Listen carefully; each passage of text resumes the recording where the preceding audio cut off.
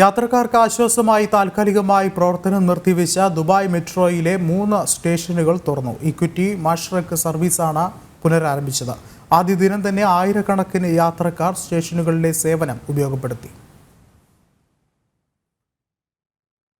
April 16 മുതൽ അടച്ചിട്ടിരുന്ന on passive equity മഷ്റഖ് സ്റ്റേഷനുകളാണ് ഇന്ന് തുറന്നത്.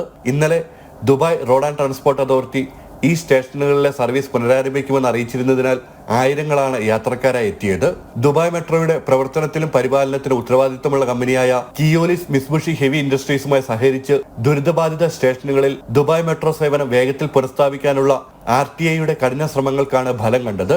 ഏപ്രിൽ 16 റെക്കോർഡ് മഴ ദുബായ് മെട്രോ ഉൾപ്പെടെ UAE-ലെങ്ങുമുള്ള ഗതാഗത സേവനങ്ങളെ തടസ്സപ്പെടുത്തിയിരുന്നു. മെട്രോ സർവീസുകൾ സാധാരണ നിലയിൽ പുനഃസ്ഥാപിച്ചെങ്കിലും ഈ 3 സ്റ്റേഷനുകളിലും ട്രെയിൻ നിർത്തുകയോ ആളുകളെ കയറ്റുകയോ ഇറക്കുകയോ ചെയ്തിരുന്നില്ല. മുമ്പ് പ്രഖ്യാപിച്ചിരുന്നതിലും നേരത്തെയാണ് മെട്രോ സ്റ്റേഷനുകൾ തുറന്നത്. ഈ മാസം 28-ന് ഇവിടെ നിന്നുള്ള സർവീസുകൾ പുനരാരംഭിക്കുമെന്നായിരുന്നു RTI നേരത്തെ അറിയിച്ചിരുന്നത്. അടച്ചിട്ടിരിക്കുന്ന എനർജി സ്റ്റേഷൻ അടുത്ത ആഴ്ചയാകും പ്രവർത്തനം പുനരാരംഭിക്കുക.